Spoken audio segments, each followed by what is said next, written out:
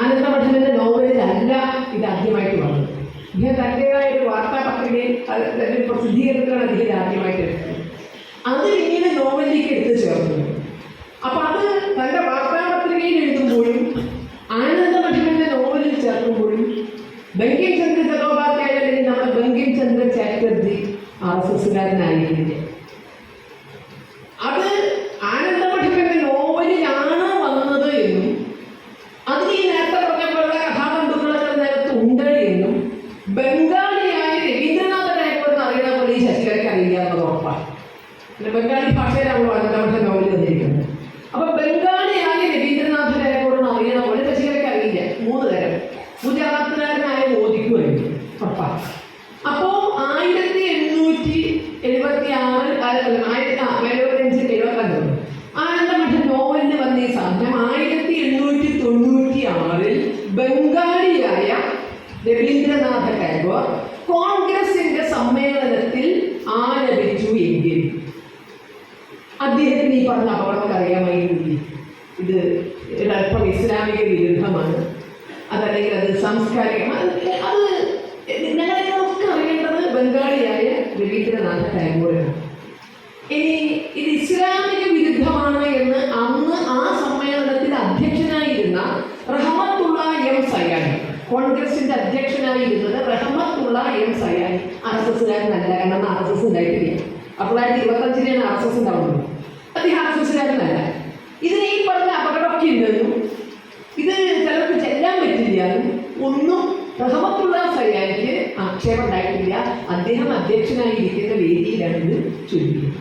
1905 ബംഗാൾ വിഭജനത്തിനെതിരെയുള്ള പ്രക്ഷോഭത്തിന്റെ പ്രേരണയും പ്രചോദനവും ആവേശവുമായി വന്ദേമാതരത്തെ സ്വീകരിക്കുമ്പോൾ രാഷ്ട്രസ്നേഹികളായി ഒരാൾക്ക് ഹിന്ദുവിനോ മുസ്ലിമിനോ തോന്നിയിട്ടില്ല ആനന്ദമഠം എന്ന നോവലിന് അപകടം ഉണ്ടായിരുന്നു. ആ നോവലിൽ വന്നതുകൊണ്ട് ഇത് നാളെ RSSകാർ സാംസ്കാരിക ദേശീയത പടുത്തുയർത്താൻ ദുരുപയോഗം ചെയ്യുമെന്നോ, കാരണം RSS നമുക്ക് അറിയില്ലല്ലോ. അപ്പോൾ അവർക്ക് തോന്നിയിട്ടില്ല. ബംഗാൾ വിഭജനത്തിനെതിരെയുള്ള ആവേശമായിട്ടുള്ളത് എടുത്തത് വേറെ എവിടെയല്ല. ബംഗാൾ വിഭജനത്തിനെതിരെയുള്ള ആവേശമായിരുന്നു. നിരോധിച്ചത് ആരാന്നറിയാമോ? ബ്രിട്ടീഷുകാർ. വന്ദേമാതരം ചൊല്ലരുത് എന്ന് പറഞ്ഞപ്പോൾ ഇന്നത്തെ ബംഗ്ലാദേശിൽപ്പെട്ട സ്ഥലത്തിന്റെ പേരെ എഴുതി വെച്ചിട്ട് തപ്പി പറയുന്നത് വേണ്ട, പേരെ അല്ലേ, ബൻസാരിലാൽ എന്നുള്ളതാണ് സ്ഥലത്ത് 10,000കണക്കിന് ദേശീയവാദികൾ വന്ദേമാതരം എന്ന് എഴുതിയ പോസ്റ്ററും പിടിച്ചുകൊണ്ട് ആ നിരോധനത്തിനെതിരെ വന്ന് വന്ദേമാതരം ചൊല്ലി. ഇന്നത്തെ ബംഗ്ലാദേശ് ഒരു ബംഗാളികളാണേ, അവർക്ക് ആനന്ദമഠം എന്ന നോവലിന്റെ ഇതിവൃത്തം അറിയാമേ, അതിന്റെ അപകടം അറിയാമായിരുന്നു. ആ വന്നവരിൽ ഒരു RSSകാരും ഉണ്ടായിരുന്നില്ല എന്നുള്ളത്. കാരണം RSS ഇല്ല. അപ്പൊ അവരാരും ഒരു അപകടം കൊണ്ടില്ല. അവര് വളരെ കൃത്യമായിട്ടില്ല. 1911 അല്ലെ ബംഗാൾ വിഭജനം റദ്ദ് ചെയ്യുമ്പോൾ ആവേശത്തോടെ ആമാദത്തോടെ അവർ വിളിച്ചത് വന്ദേമാതരമാണ്. കടിച്ച പാമ്പിനെ തിരിച്ച് വിളിച്ച് വിഷർപ്പിക്കരുത്. ബ്രിട്ടീഷുകാരെ വിഭജിച്ച അതേ ബ്രിട്ടീഷുകാരെ കൊണ്ടുവന്നിട്ട് 1937 വരെ ആർക്കും ആക്ഷേപമില്ല, ഒരു മനുഷ്യനും ആക്ഷേപമില്ല. കാരണം 1906 രൂപം കൊണ്ട മുസ്ലിം ലീഗ് അതിന്റെ ദമഷ്ട്രകളൊക്കെ വളർന്നു വരണേ ഉണ്ടായിരുന്നുണ്ട്. 1937 ആയപ്പോഴേക്കും പൊളിറ്റിക്കൽ ഇസ്ലാമിന് ഒരു ചവിട്ടുറപ്പിക്കാൻ ഭാരതത്തിൽ തിരികെ സാധിച്ചു. ആ പൊളിറ്റിക്കൽ ഇസ്ലാം ശക്തമാകുന്നത് വരെ ഇസ്ലാമിനോ മുസ്ലിമിനോ വന്ദേമാതരം പ്രശ്നമായിരുന്നില്ല. ബംഗാൾ വിഭജന പ്രക്ഷോഭങ്ങളിൽ ഗംഗാനദിയിൽ മുങ്ങി ഈറനോടെ രാഖി ബന്ധിക്കാൻ അന്ന് മുസ്ലിമിനോ ഹിന്ദുവിനോ ഒരു അകൽച്ചയോ അയിത്തമോ ഉണ്ടായിരുന്നില്ല. ആ രാഖി ബന്ധിച്ച് അല്ലാഹു അക്ബർ എന്ന് വിളിക്കാൻ ഹിന്ദുവിനും മടിയില്ല. വർഗീയവാദി എന്ന ചാപ്പ കുട്ടിയെ എനിക്കും മടിയില്ല. അല്ലാഹു അക്ബർ തന്നെയാണ്. കാരണം അല്ലാഹു വലിയവനാന്ന് പറയാൻ എനിക്കൊരു ബുദ്ധിമുട്ടില്ല. ലാ ഇലാഹ ഇല്ലല്ലാഹ് എന്ന് പറയരുതെന്നേ ഉള്ളൂ. അതെന്നെ കൊണ്ട് പറയാൻ പറ്റില്ല. അല്ലാഹു അല്ലാതെ ആരാധിക്കില്ല എന്ന് ഞാൻ എങ്ങനെയാ പറയുക? കാരണം എനിക്ക് വേണമെങ്കിൽ അമ്മ ദൈവമാണെന്ന് പറയാം. ഇനിപ്പോട്ടെ തിരിഞ്ഞ് ഞാൻ തന്നെ ദൈവം പറയാം, ബ്രഹ്മാത്മി. എനിക്ക് പറയാൻ പറ്റും അല്ലാഹു അല്ലാതെ ആരാധിക്കില്ലാന്ന്. ഒന്ന് ലാ ഇലാഹ ഇല്ലല്ലാഹ് എന്ന് പറഞ്ഞാൽ ചിലപ്പോൾ ഞാൻ പറയില്ല. അല്ലാഹു അക്ബർ എന്ന് വിളിക്കാൻ പറഞ്ഞാൽ ഞാൻ വിളിക്കും അല്ലാഹു വലിയ പോയി എൻ്റെ അയ്യപ്പനെ പോലെ. അല്ലാതെ നമ്മുടെ ഹൈക്കോടതി വിധിച്ച പോലെ പറയാൻ പറ്റുമോ? അയ്യപ്പനെ വിളിച്ച് സത്യപ്രതിജ്ഞ ചെയ്താൽ അതിന് സത്യം ചെയ്യാനും, പത്മനാഭനെ വിളിച്ച് സത്യം ചെയ്താൽ അതിന് സത്യം ചെയ്യാനും, അള്ളാഹുവിനെ വിളിച്ച് സത്യം ചെയ്താൽ സത്യം അല്ലാതെ ഭക്തിയോടൊന്ന് ബഹുദൈവ വിശ്വാസിയെ എനിക്ക് പറയാൻ പറ്റില്ലല്ലോ. അതുകൊണ്ട് അള്ളാഹു വലിയവനാണ്. എൻ്റെ അയ്യപ്പനെ പോലെ, എൻ്റെ പത്മനാഭനെ പോലെ, എൻ്റെ ഗുരുവായൂരപ്പനെ പോലെ, എൻ്റെ വൈദികാവിൽ അമ്മയെ പോലെ അള്ളാഹു വലുതന്നെയാണ്. സംശയമൊന്നുമില്ല കാര്യത്തിൽ. അത് വിളിക്കാൻ എനിക്കൊരു മടിയില്ല. അത് വിളിപ്പിക്കാനായിരിക്കണം ഈ പറഞ്ഞവർക്ക്. അതെന്താ നിങ്ങൾ വിളിക്കാത്തത് അല്ലേ? ഞങ്ങൾ വിളിക്കുമ്പോൾ നിങ്ങൾക്ക് എന്തുകൊണ്ട് അള്ളാഹു അതൊക്കെ വിളിക്കുന്നത്? ഞങ്ങൾക്കത് പറ്റില്ല, ഞങ്ങൾക്കത് പറ്റില്ല, നിങ്ങൾക്ക് ഇത് പറ്റില്ല. അപ്പോൾ 1937 വരെയും ആക്ഷേപമില്ല. 37 രാജ്യം വിഭജിക്കുന്നതിന് മുമ്പ് വന്ദേമാതരം വിഭജിച്ചു. അതുവരെ വന്ദേമാതരം വിഭജിച്ചിട്ടില്ല. നമ്മൾ രാജ്യം വിഭജിക്കുന്നതിന് മുമ്പ് വന്ദേമാതരം വിഭജിച്ചു. ഇവർക്കൊക്കെ ചെല്ലാൻ പറ്റില്ലത്രേ. ഗാന്ധിജിയും നെഹ്റുവും നേതാജിയും അല്ലേ മറ്റേ വട്ടയിൽ തല തുകഞ്ഞിരുന്ന് കിടന്നും നടന്നും ചിന്തിച്ച് ചിന്തിച്ച് ചിന്തിച്ച് അവസാനം തീരുമാനിച്ചു നമുക്ക് മുറിച്ചറിയാം. അവർക്ക് പറ്റില്ലാത്ത നമുക്ക് എന്ത് ചെയ്യാം? ആദ്യത്തെ 2 ചരണം നിർത്തിയിട്ട് ബാക്കി ചരണങ്ങളൊക്കെ ഒഴിവാക്കാൻ. അതിനകത്ത് എന്താ? ദുർഗയായി, സരസ്വതിയായി, ലക്ഷ്മിയായി ഭാരതമാതാവിനെ. ദുർഗയെ ആരാധിക്കണമെന്നല്ല പറഞ്ഞത്, ലക്ഷ്മിയെ ആരാധിക്കണമെന്നല്ല പറയുന്നത്, സരസ്വതിയെ ആരാധിക്കണമെന്നല്ല പറയുന്നത്. നീ തന്നെയാണ് അവർക്ക് എന്നാ പറയുന്നത്. കേരള ഗാന്ധിയാണ് കെ കേളപ്പൻ അല്ലേ? കെ കേളപ്പൻ ആരാധിച്ച ഗാന്ധിജി ആരാധിച്ചവനെയില്ല. ഗാന്ധിജിയെ വെടിവെച്ച കെ കേളപ്പന് കൊള്ളൂല്ല. കൊണ്ടത് ഗാന്ധിജിക്ക് തന്നെ കൊണ്ടുള്ളൂ. എന്ത് തന്നെയാണ് കേളപ്പനിൽ ആരോപിക്കുന്നു ഗാന്ധി കേരള ഗാന്ധിയാണ് എന്നുള്ളത്. അതേപോലെ ആരോപിക്കുകയാണ് ഭാരതമാതാവ് തന്നെയാണ് ലക്ഷ്മി, നീ ലക്ഷ്മിയാണ്, നീ ദുർഗയാണ്, നീ സരസ്വതിയാണ് എന്ന് ആരോപിക്കുകയാണ്. അല്ലാതെ ദുർഗയെ ആരാധിക്കുന്ന ലക്ഷ്മി ഞാൻ അവിടെ നിൽക്കട്ടെ, അതുകൊണ്ട് അവർക്ക് പറ്റില്ല, വെട്ടിക്കളഞ്ഞു. എന്നാ ശരി. ആ 1937 അത് ഭാരതത്തിന്റെ ദേശീയ ഗാനമായി, ഇന്ത്യയുടെ ദേശീയ ഗാനമായി 1937 ഇന്ത്യൻ നാഷണൽ കോൺഗ്രസ് സമ്മേളനം അംഗീകരിച്ചു. RSS സമ്മേളനത്തിനല്ല അംഗീകരിച്ചത്, ഇന്ത്യൻ അതിനാണ് മുറിച്ചത്. മുറിച്ചിട്ട് ഈ 2 കഷ്ണം, ആദ്യത്തെ 2 ചരണം ഇന്ത്യയുടെ ദേശീയ ഗാനമായി അംഗീകരിച്ചു.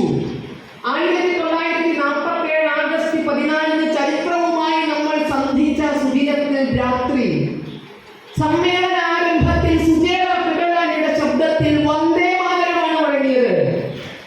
വന്ദേമാതരമാണ് മുഴങ്ങിയത്. ഒരാളും ഇറങ്ങിപ്പോയില്ല. മനുഷ്യ പുറത്തു നിന്നവരൊക്കെ അകത്ത് കയറിയിട്ടുണ്ടെങ്കിലുണ്ടാവും. ഒരൊറ്റ മനുഷ്യൻ ഇറങ്ങിപ്പോയില്ല. സ്വാതന്ത്ര്യം കിട്ടി അധികാര കൈമാറ്റം നടന്ന് പിറ്റേ ദിവസം സൂര്യൻ ഉദിച്ചപ്പോൾ 1947 ആഗസ്റ്റ് 15 സൂര്യൻ ഉദിച്ചപ്പോൾ ആകാശവാണിയിലുള്ള ശ്രുതി മധുരമായി നമ്മൾ കേട്ടു വന്ദേ മാതരം എന്ന് തൊട്ടിട്ട് വരെയും നമ്മൾ കേട്ടു. ആദ്യത്തെ 2 ചരണങ്ങൾ ആർക്കും ആക്ഷേപം ഉണ്ടായില്ല. ജനഗണന 7 ഇരട്ടയ്ക്ക് വന്നിട്ടില്ല. സ്വാതന്ത്ര്യ കൈമാറ്റത്തിന്റെ 7 ഇരട്ടയ്ക്ക് ജനഗണന കയറി വന്നിട്ടില്ല. അവിടെ ചൊല്ലിയിട്ടില്ല, പരാമർശിച്ചിട്ടില്ല, ആവശ്യപ്പെട്ടിട്ടില്ല. അധികാര കൈമാറ്റത്തിന്റെ സമയം തുടങ്ങിയത് വന്ദേ മാതരത്തോടെ. പിറ്റേ ദിവസം ആകാശവാണി, നമ്മുടെ ഔദ്യോഗിക പ്രസിദ്ധമാണല്ലോ ആകാശവാണി എന്ന് പറഞ്ഞാൽ അല്ലേ? ഇപ്പോഴത്തെ മറ്റേ സ്വകാര്യ ചാനലുകളെ പോലെ അല്ലല്ലോ അത്, നമ്മുടെ ഔദ്യോഗിക പ്രസിദ്ധീകരണ വിഭാഗം. അതിന് മുഴങ്ങിയത് വന്ദേ മാതരം. ആർക്കും ആക്ഷേപിക്കാം. പക്ഷേ 1950 ദേശീയ പതാക, ദേശീയ ഗാനം, മാന, ചേന, ഈ പറഞ്ഞ പോലെ ഇരുന്നും കിടന്നും നടന്നും ചിന്തിച്ചു എന്ത് വേണം, എവിടെ വേണം. വിഭജനം കഴിഞ്ഞിരിക്കുന്നേ. ഇന്ത്യ വിഭജനം കഴിഞ്ഞിട്ട് അഭയാർത്ഥികൾ ലക്ഷങ്ങൾ ഒഴുകി ഇവിടെ വന്നിട്ട് ശവം നിറഞ്ഞ തീവണ്ടികൾ വരവേറ്റിട്ട് അതിനൊക്കെ ശേഷമാണ് നമ്മൾ ഇന്ത്യയുടെ കാര്യങ്ങൾ തീരുമാനിക്കാനിരിക്കണം, ആലോചിക്കണം നമ്മൾ. പക്ഷെ ഒരു തീരുമാനത്തിലെത്താൻ കഴിഞ്ഞില്ല. സാറ് പറഞ്ഞ പോലെ പാടുന്നവർ പാടിക്കോട്ടെ, പാടാത്തവർ പാടും. ഒരു രാഷ്ട്രത്തിന് അതിനുള്ളൊരു വഴിക്കലിന് വെടിവിട്ടൊരു സാധിക്കുകയുള്ളൂ. ഇത് തീരുമാനത്തിലെത്താതെ തകർന്നു പോയി. ജനഗണമന വേണം. എവിടെ നിന്നാണ് ജനഗണന കയറുന്നത് എനിക്കറിയില്ല. വേണോ വന്ദേ മാതരം വേണോ? എന്തേ വന്ദേ മാതരം? അപ്പം അന്ന് മുറിച്ചത് എന്തിനു വേണ്ടിയിട്ടായിരുന്നു? അന്ന് മുസ്ലിമിന് വേണ്ടിയില്ലേ വന്ദേ മാതരം മുറിച്ചത്? പിന്നെ ഇതിനെടുത്ത് ഒഴിവാക്കുന്നത് 37 അംഗീകരിച്ച ഭാരതത്തിന്റെ ദേശീയ ഗാനമായിട്ട് ഇപ്പൊ വന്ദേ മാതരവും ആനന്ദമഠവുമായി ബന്ധിപ്പിക്കുമ്പോൾ അർത്ഥം അതിന് വന്നതുകൊണ്ട് നമുക്ക് പറ്റില്ല എന്ന് പറയുമ്പോൾ എൻ്റെ ദേശീയ ഗാനം ജനഗണമനയാണ്.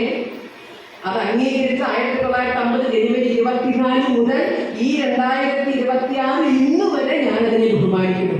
ആദ്യം പറയട്ടെ. കാരണം എന്തുകൊണ്ട്? എൻ്റെ രാഷ്ട്രം അംഗീകരിച്ചത് കൊണ്ട് ഞാനതിനെ ബഹുമാനിക്കുന്നു. പക്ഷേ എനിക്ക് ചില അഭിപ്രായങ്ങളുണ്ട് എന്നത് സത്യം. ആനന്ദമഠം നോവലിൻ്റെ കഥ തെരഞ്ഞു പോകാമെങ്കിൽ ജനഗണമനയുടെ അർത്ഥം തരേണ്ടേ? ഭാരതത്തിലെ ഏത് ഭാഷയിലാണ് രാഷ്ട്രത്തെ പുല്ലിംഗമായി കാണുക? ഏത് ഭാഷയിൽ? തമിഴ്നാട്ടില് തമിഴ് തായ് വാഴ്ത്ത്, അവിടെ അമ്മയാണ്, തന്തൈ വാഴ്ത്തല്ല. അവരുടെ ദേശീയ ഗാനത്തോടൊപ്പം അവരുടെ ദേശീയതയായിട്ട് അവർ ഉദ്ദേശിക്കുന്നത് തമിഴ് തായ് വാഴ്ത്ത്, തന്തൈ വാഴ്ത്തില്ല. ചിലർ പറയണു ഈ ആനന്ദമഠം ഈ വന്ദേ മാതരം ഭാരതത്തിന് എല്ലാം ബംഗാൾ മാതാവിനെയാണ്. അപ്പൊ അവർക്ക് മാതാവാണ്. ഭാരതത്തിലെ ഏത് ഭാഷ എടുത്താലും രാഷ്ട്രം സ്ത്രീലിംഗമാണ്, പുല്ലിംഗമല്ല. അപ്പോ ജനഗണമന അധിനായകനാകണം, ഭാരത ഭാഗ്യ വിധാതാവ് ആകണം. ഈ ദേശീയഗാനം കേട്ടോ. ഇപ്പോഴും തന്നെ ഞാൻ സ്റ്റഡിയിലേക്ക് വേണ്ടി എന്ന് പറഞ്ഞാൽ 52 മിനിറ്റ് നിൽക്കും, കൂടെ ചെല്ലും. കാരണം എൻ്റെ രാഷ്ട്രം അംഗീകരിച്ചതുകൊണ്ട്, എൻ്റെ രാഷ്ട്രം ഭരണഘടനാപരമായി അംഗീകരിച്ചതുകൊണ്ട് എനിക്ക് എന്ത് അഭിപ്രായ വ്യത്യാസം ഉണ്ടെങ്കിലും സ്റ്റഡിയിലേക്ക് വേണ്ടി തുടങ്ങിയ നിൽക്കും, കൂടെ ചെല്ലും. ഞാൻ എൻ്റെ ദേശീയഗാനം. അപ്പോൾ പക്ഷേ എന്നൊക്കെ പറഞ്ഞ പോലെ തന്നെ ആദ്യമായിട്ട് ചെല്ലിയതെന്ന 1911 ഡിസംബർ മാസം 27-ാം തീയതി കോൺഗ്രസിൻ്റെ സമ്മേളനത്തിൽ. ആ കോൺഗ്രസ് സമ്മേളനം എന്തിനായിരുന്നു? ബംഗാൾ വിഭജനം റദ്ദ് ചെയ്തതിന് ശേഷം ആർഭാടാരവങ്ങളോടെ ഇന്ത്യയിലേക്ക് വന്ന ജോർജ് 5-ാമൻ രാജാവിനെ സ്വീകരിക്കേണ്ടത് എങ്ങനെയെന്ന് ചിന്തിച്ച് അതിന് ബഹുമാനാർത്ഥം വിളിച്ചുകൂട്ടിയ കോൺഗ്രസ് സമ്മേളനമായിരുന്നു 1911 ഡിസംബർ മാസം 27-ാം തീയതി നടന്നത്. ആ സമ്മേളനത്തിൽ ജോർജ് രാജാവിനെ സ്വാഗതം ചെയ്തുകൊണ്ടുള്ള പ്രമേയം അംഗീകരിച്ചു. ആ സമ്മേളനത്തിൽ രവീന്ദ്രനാഥ ടാഗോർ ജനഗണമന അധിനായക ജയഹേ ഭാരത ഭാഗ്യ വിധാത ചൊല്ലി. ബാക്കി ഞാൻ നിങ്ങൾക്ക് വിട്ടുതരുന്നു. എനിക്ക് ഒരു അഭിപ്രായമില്ല, ബാക്കി ഞാൻ നിങ്ങൾക്ക് വിട്ടുതരുന്നു. ബ്രിട്ടീഷ് ഉദ്യോഗസ്ഥനായതുകൊണ്ട് ബ്രിട്ടീഷുകാർക്കെതിരെ പറയാൻ ശരിയായിരിക്കാം, മറ്റേ ബങ്കിം ചന്ദ്ര ചാറ്റർജിക്ക് എതിർപ്പുണ്ടായിരുന്നിരിക്കാം. പക്ഷേ അദ്ദേഹത്തിൻ്റെ ഈ കൃതി പിന്നീട് നിരോധിച്ചു. എന്നാൽ ജനഗണമന അധിനായക ചൊല്ലിയ ടാഗോർജിക്ക് അതിനെങ്കിലും നോബൽ സമ്മാനമാണ് കിട്ടുന്നത് നമ്മൾ കണ്ടത്. അപ്പോൾ 1948 ജനഗണമന ആലപിക്കുന്നതിനെതിരെ ആകാശവാണി വിക്കറ്റ് ചെയ്തു. എന്താ കാര്യം? ഇതിൽ ആസാമിലാണ് കേസ്. അന്ന് 7 സംസ്ഥാനമായിട്ടില്ല, ആസാം ഒറ്റ സംസ്ഥാന. ഞങ്ങളെ പറ്റി പരാമർശിച്ചില്ല, നോർത്ത് ഈസ്റ്റിനെ പറ്റി പരാമർശിച്ചിട്ടില്ല. അതുകൊണ്ട് ഈ ഗാനം പാടില്ല. എന്തേ? ഞങ്ങൾക്ക് ദുർഗേ സരസ്വതിയും പറ്റില്ല, അതുകൊണ്ട് വന്ദേ മാതരം പാടില്ല എന്ന് പറഞ്ഞവരുടെ കേൾക്കുന്നു. ഞങ്ങളെ പറ്റി പരാമർശമില്ല, അതുകൊണ്ട് ഇത് വേണ്ടെന്ന് പറഞ്ഞ ആസാമികളെന്താ ഇന്ത്യക്കാരൻ്റെ? അവർക്കെന്താ ജനാധിപത്യപരമായ മര്യാദയില്ല? നമ്മളത് കണക്കിലെടുക്കുന്നത് സാംസ്കാരികമായ ദേശീയത ഐക്യത്തിൻ്റെതാണെങ്കിൽ ഭരണഘടനാപരമായ ദേശീയതയ്ക്ക് അത് സാധിക്കില്ല. ഐക്യത്തിൻ്റെ ശബ്ദം മുഴക്കാൻ സാധിക്കില്ല.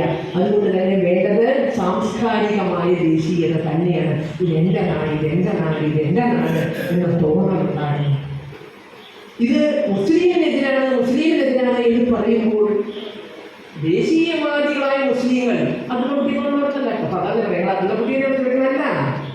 ഈ 1937 കോൺഗ്രസിന്റെ ഭാഗത്തുണ്ടായിരുന്ന എല്ലാ നേതാക്കളും ഈ ജിന്ന പറഞ്ഞത് തെറ്റാണ് പറഞ്ഞത്. ജിന്ന പറഞ്ഞത് തെറ്റാണ്. നമ്മുടെ അന്നത്തെ പ്രാദേശിക ഭരണകൂടങ്ങളിൽ ഈ വന്ദേ മാതരത്തോടെയാണ് തുടങ്ങിയിരുന്നത്. അത് നിരോധിച്ചത് ബ്രിട്ടീഷുകാരാണ്. അപ്പൊ ആർക്ക് വേണ്ടിയായിരുന്നു ജിന്ന സംസാരിച്ചത്? ആർക്ക് വേണ്ടിയാണോ ജിന്ന രാജ്യം വിഭജിച്ചത് അവർക്ക് വേണ്ടി തന്നെ. ആർക്ക് വേണ്ടിയാണ് ജിന്ന രാജ്യം വിഭജിച്ചത്? മുസ്ലിമിന് വേണ്ടിയാ? ജിന്ന രാജ്യം വിഭജിച്ചത് ബ്രിട്ടീഷുകാർക്ക് വേണ്ടിയിട്ടാണ്. കാരണം ഇതൊരു രാഷ്ട്രമായി നിൽക്കരുത്, ഇതൊരിക്കലും കരുത്താർജിക്കരുത്, ഇതിന്റെ ശക്തി മുഴുവൻ പരസ്പരം പോരാടി കളയണം. അപ്പൊ ജിന്ന ടൂളായിരുന്നു ബ്രിട്ടീഷുകാരൻ്റെ. ഇന്ത്യ വിഭജിക്കാനുള്ള ബ്രിട്ടീഷുകാരൻ്റെ ടൂളായിരുന്നു ജിന്ന. ആ ബ്രിട്ടീഷുകാർക്ക് വേണ്ടി, അല്ലാതെ ജിന്നയുടെ ഉള്ളിൽ എത്ര അഭിപ്രായമില്ല. അഭിപ്രായം ജിന്നയുടെ വ്യക്തിപരമായിട്ട് നമുക്ക് വിശകലനം ചെയ്തതൊന്നും ജിന്ന പറയില്ല. അപ്പൊ ജിന്ന ബ്രിട്ടീഷുകാരൻ്റെ ടൂളായി മാറിയപ്പോഴാണ് അദ്ദേഹത്തിന് വന്ദേ മാതരം പറ്റാതായത്. വന്ദേ മാതരം വിഭജിച്ചപ്പോൾ അത് വഴിമരുന്നിട്ടത് ഇന്ത്യയുടെ വിഭജനത്തിലേക്കാണ്. വന്ദേ മാതരം ചൊല്ലി നമ്മൾ നിന്നപ്പോൾ വിഭജിച്ച ബംഗാൾ ഒന്നായി. വന്ദേ മാതരം ചൊല്ലി നമ്മൾ നിന്നപ്പോൾ 1905 ബ്രിട്ടീഷുകാർ മതത്തിന്റെ അടിസ്ഥാനത്തിൽ പശ്ചിമ ബംഗാളും പൂർവ്വ ബംഗാളുമായി വിഭജിച്ചിരുന്നതിനെ 6 കൊല്ലം സമരം ചെയ്ത് വന്ദേ മാതര മന്ത്രധ്വനികളെ നമ്മൾ ഒന്നിപ്പിച്ചെങ്കിൽ 1937 നമ്മൾ വിത്തിട്ടത് രാഷ്ട്രത്തിന്റെ വിഭജനത്തിലായിരുന്നു. വന്ദേ മാതരം മുറിച്ചു, രാജ്യം മുറിച്ചു, കഴിഞ്ഞോ സുഖിട്.